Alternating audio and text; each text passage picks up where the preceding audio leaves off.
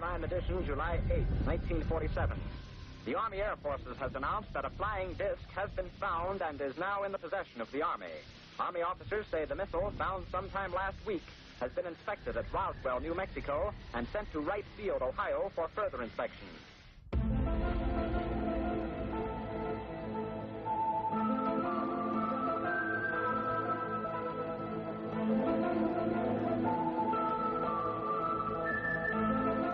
The most recent attempt to put an end to the folklore of an alien UFO crash near Roswell, New Mexico, came in 1995. That's when the Pentagon released a report that crash dummies with disc-shaped payloads were dropped from the skies over New Mexico during the Cold War. There were lots of dummies dropped. There were about 2,500 balloons launched during this 30-year period in New Mexico alone. But that explanation has a huge hole. The dummy project didn't begin until 1953. And the Roswell incident occurred in 1947. I'm afraid that's the problem that we have with time compression. I don't know what they saw in 47. For the record, the story dates back to July 7, 1947, when the Army Air Corps issued a press release that it had captured a flying disc on a ranch near Roswell. The Army Air Forces has announced that a flying disc has been found and is now in the possession of the Army. In the hours that followed, there was much scrambling behind the scenes and a retraction. Not a flying saucer, explained higher-ups, just a weather balloon. Since then, much has been written about the incident, a series of bestsellers made-for-TV movies, all long on sensationalism but short on verifiable facts. Most notably, the Alien Autopsy film, conclusively proven now to be a hoax. There is one thing we know with some degree of certainty. On the day after the initial press release, July 8, 1947, Brigadier General Roger Ramey ordered the crash debris flown here to Fort Worth, Texas, to what was then Carswell Air Force Base. Shortly after a portion of it arrived in General Ramey's office, so did a 21-year-old reporter with the Fort Worth Star-Telegram. We're just starting to unpack it when I got there. James Bond Johnson remembers taking 6 photographs. 4 survived. The first 2 show Major Jesse Marcel, a man who went to his grave insisting what he'd found was not from this world. Then 2 more in which Johnson posed General Ramey and later the general and his aide. When I went in that office, General Ramey did not know what they had. If the military has said all that it's going to say on Roswell, at least Johnson's pictures continue to yield some fascinating clues. Sophisticated new digital scans of super-enlargement show the hieroglyphic-like characters that Roswell witnesses have described on I-beams from the debris. Even more interesting, the message that General Ramey holds in his hand, apparently handed to him as he walked in the office. A team of analysts from across the globe has deciphered some of what it says, leaving blank the words that it can't agree upon. Says something like maybe 4 hours or for the victims of blank, you forwarded to the blank at Fort Worth, Texas. That's the first part of the message. In addition to the word victims, analysts believe that the message also refers to Site 2, Southwest Magdalena, NM. Ufologists have long claimed that the alien bodies were uncovered at a second crash site near Magdalena, New Mexico. And the words weather balloon also appear, at least to the eyes of the analysts. But don't take our word for it. Anybody can order these prints. Do their own look. Look yourself. A 1994 Air Force report admitted that the weather balloon explanation that General Ramey issued later that day was a lie, a cover story designed to throw reporters off the trail. The 94 report said what crashed was really a top-secret spying device designed to detect Soviet atomic bomb explosions. But if so, why are James Bond Johnson's photographs still all that we've ever seen of the Roswell wreckage? Why keep hiding it after 51 years? Richard Ray, Fox 4 News.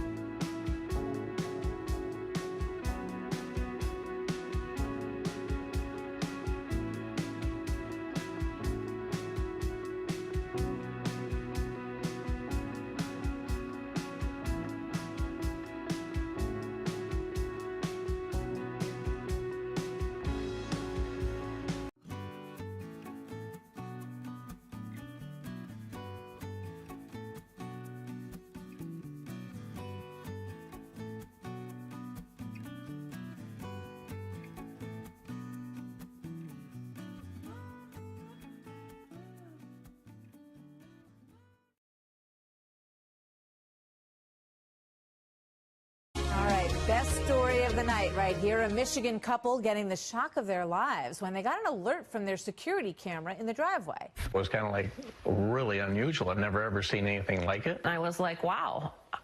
I mean, that is an angel. The photos are exactly how they were taken. I choose to believe it. I think it's an angel. Take a good look. Many, including their pastors, said that they believe this image, captured by a security camera, shows an angel hovering over the family's truck last week. So could it be? And in the next picture, I think we have it, it sort of looks like it has moved to a different part over the truck. So joining me now is an expert, Pastor Don Piper, who has written about his own experience. He was in a terrible car accident, and he says he died and went to heaven and came back. He is the author of People I Met at the Gates of Heaven. Pastor Piper, good to see you tonight. I'm pretty sure that you believe these folks when they say that that's an angel, right? I do. I think we're around them all the time. The Bible says in Hebrews that we should treat strangers with absolute courtesy because we never know if they are an angel. And what that says is we ought to probably treat each other better as humans, but it also says that angels are everywhere, and we may not always know who we're talking to. It could be an angel flying above our truck at any time, any place, anywhere. So this was a motion activated security camera that they keep attached to their home to look out over their driveway in their car. So they believe that the motion of this angel that they feel they saw is what set off the motion detector, and they were able to trap it on the video, which you can do if you have one of these cameras. And it's a very stunning, beautiful image that they got. But tell me a little bit about your experience, Pastor Piper, because you were in a car crash, and you say that you were transported instantly to the gates of heaven. Tell me about that. Exactly. One of the things that happens at the moment of death, and I was killed in a head-on collision with an 18-wheeler trailer truck, is that we are absent from this body and present with the Lord. If we're prepared to go, I wasn't planning to die that day, but I was ready.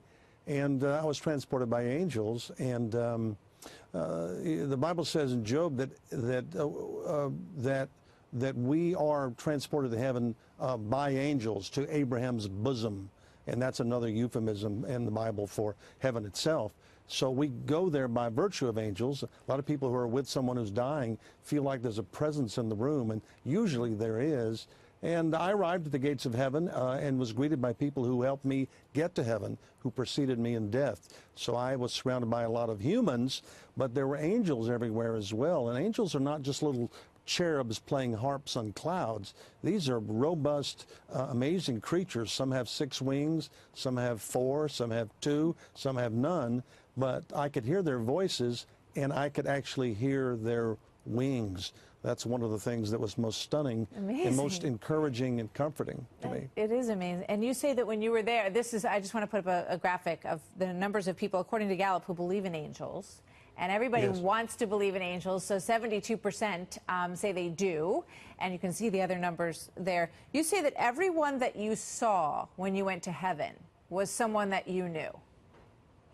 They were. I think the people that I did not know in this life were inside. They did not come out to greet me. I think the ones I greeted at the gates of heaven were the people who helped me get there, which, of course, when I came back, that motivated me all the more to try to get people into heaven, because I know those people helped me get there. And the question ultimately is, who are you going to greet? Who are we going to greet when we go there? I think it's going to be the people we helped get there. There was an angel back here on earth when I returned. A man climbed in the car of the wreckage because he felt like God told him to. He prayed over the body, and I did return because a lot of people were praying for me who did not already know I was dead. When I came back, I met him 3 weeks later after I recovered enough to be conscious. Amazing. And I told him, thank you. Pastor, thank you for praying for me. And I found out that he prayed for me, but I didn't know he held my hand. It's an amazing story. I got to leave it there, but thank you so much for sharing it with us. Absolutely. Good to see you tonight, sir.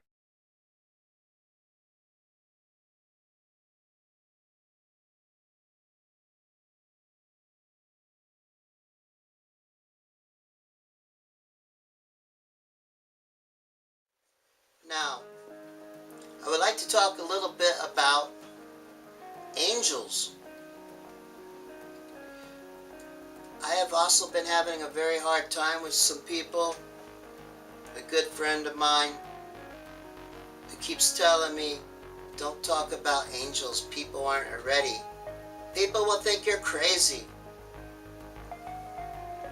Well, they've also told me that you can't prove angels are real.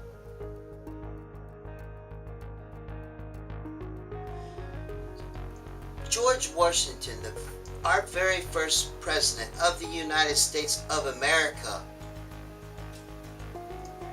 was visited by an angel and was shown a vision, shown things that the people of America need to be aware of. George Washington was visited by an angel. He was shown things that we all need to be aware of. And there is records of this in the Library of Congress, people. Now, the Holy Bible talks about angels in many places throughout the Bible. Angels have been a very big part of our world. And as I've seen, when that spiritual veil was taken away, they're everywhere. They're all around us all the time. We just can't see it. We gotta have faith they're there. You know, God blessed me with being able to see these spiritual beings at times in my life. I can't see them now, but they're here. They're here with me, just as they're there with all of you. Now, I want to share something with you. I do believe that at times that angels can give us signs to know that they're here with us. And I'm going to grab something over here in a second and show you something that has happened at different times in my life. But many years before 2007, actually right around the time of 9/11, I entered a battle, for a spiritual battle. I didn't understand everything as I do now. I was very blind when I went into this battle. But I was fighting something very evil that a friend, the woman who I loved at that time in my life, she believed she was possessed by an evil spirit.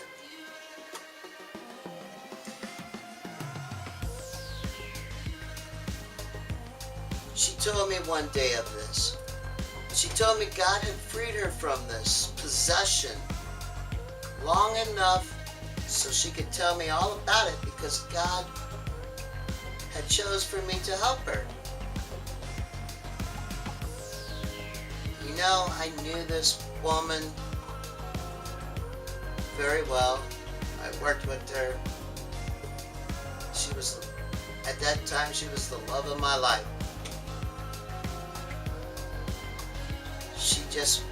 She was happy. She was great. I believe I dreamed of her off and on throughout my whole life. But she had told me how she believed and how she was possessed by an evil spirit. People, that evil spirit that she believed that possessed her, I would believe with no doubt was very real, because I seen many things when I took this thing on a supernatural level that I do not wish anybody at all to ever have to go through. Things fell off my wall, flew off the wall. I heard things outside the apartment I was living in on a regular basis that sound like screams of people dying and everything. And you open up the door and there would be nothing there. You could hear people talking at night times in other rooms. And you get scared and you go look and there'd be nothing there.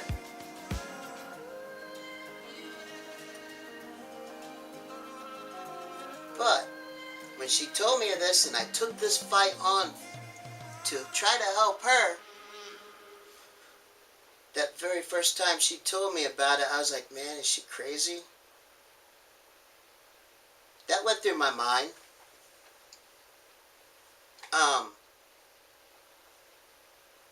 But I knew that if she was telling me the truth, that Jesus Christ, if I took this thing on with him, I could help her. And that's exactly what I did. And I lived fighting this thing for a very long time in my life. And like I said, I didn't know anything at that time of my life like I know now. But during that time, I knew God was there helping me.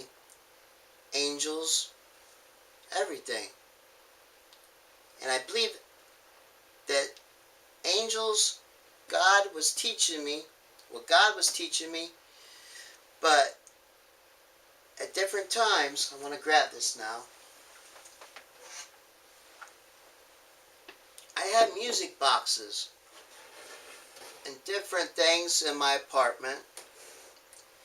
But during this fight, like every morning at a certain time, you would hear a music box start playing by itself.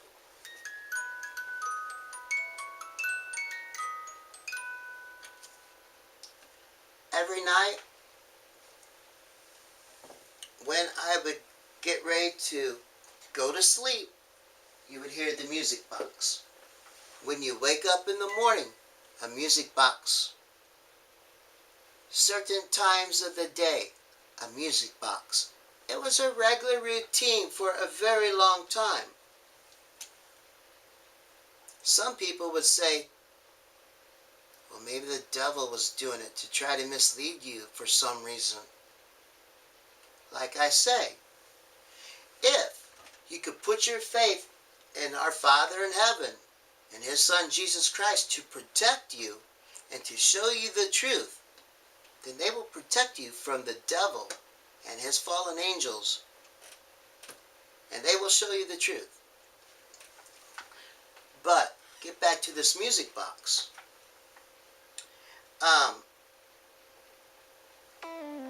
I believe that this was a way that God was letting me know that his angels was there with me.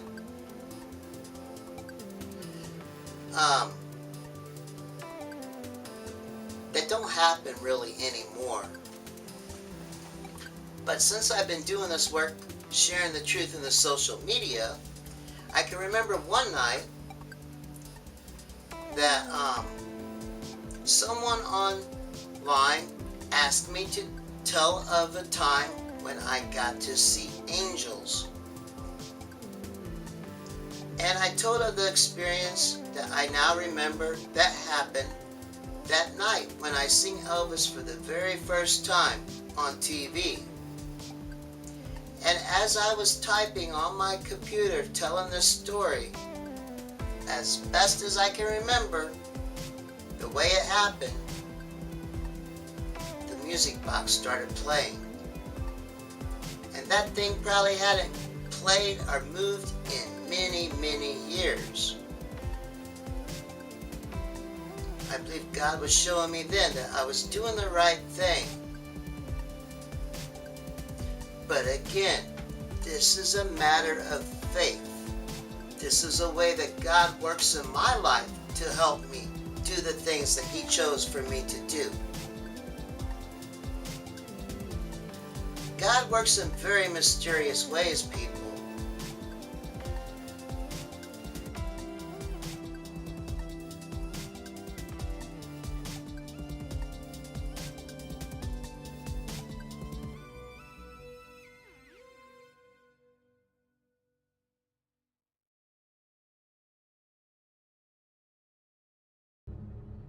Even though a pope has never officially recognized this linen cloth as the one that covered the body of Jesus after his crucifixion, the Holy Shroud is nonetheless the most prized relic of the Catholic Church and one of the most intriguing objects in the world. Its dimensions are 14.3 feet long and 3.7 feet wide. It's a linen cloth, and it has a pattern that coincides with the way other cloths were woven in the early centuries, especially in Syria. We found cloths similar to this one in the tombs of wealthy people. This one covered the body of someone who was crucified. So the question is, who was this person? Typically, people who were crucified were left in mass graves since they were usually poor or criminals. But Jesus was taken to a grave fit for a rich person, which belonged to Joseph of Arimathea. He wrapped Jesus in a beautiful cloth. The Holy Shroud depicts the body of a man who endured wounds consistent with the crucifixion. Investigators say the man was between 30 and 40 years old and weighed about 175 pounds. More than likely, he was involved in manual labor. The man in the shroud suffered roughly 720 wounds and at least 120 lashes. From the wounds depicted in the shroud, the whips probably had 6 strings and were bound together by a sharp object. He was beaten violently on his face, and more than likely he had a head cover of thorns. This because the forehead and neck showed traces of blood dripping from the top of the head. He carried a heavy object on his left shoulder and had wounds on his knees. The person depicted in the shroud suffered wounds that are consistent with the descriptions of the Gospel, from lashes to a crown of thorns and the crucifixion. His left wrist shows a nail puncture, and bloodstains show that the right wrist endured a similar wound. The left side of the man's torso was also punctured with what seems to be a spear. The shroud doesn't show any traces of brushstrokes, and it is indelible. That's why one of the biggest mysteries is how it actually came about. Italian scientists have their own theory on what could have happened. It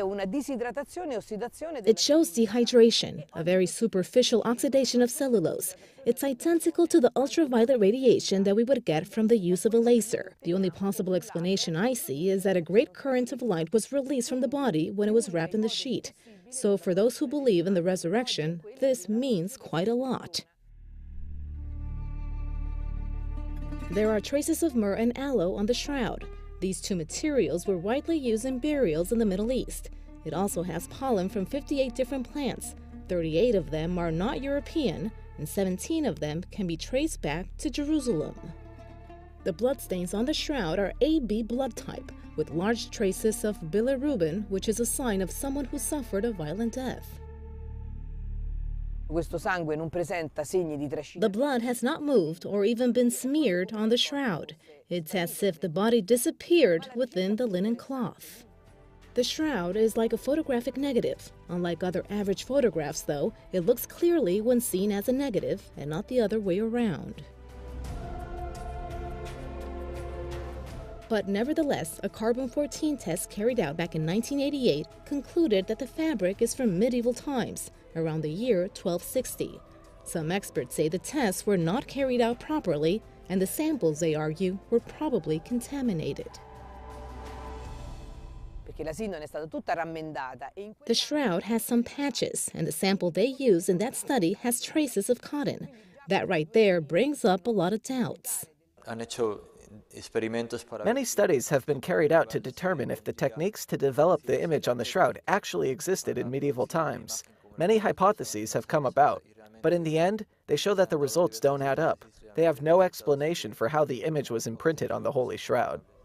Centuries have passed, but the Holy Shroud continues to be one of the most intriguing objects in Christianity, and perhaps physical proof of Jesus' resurrection.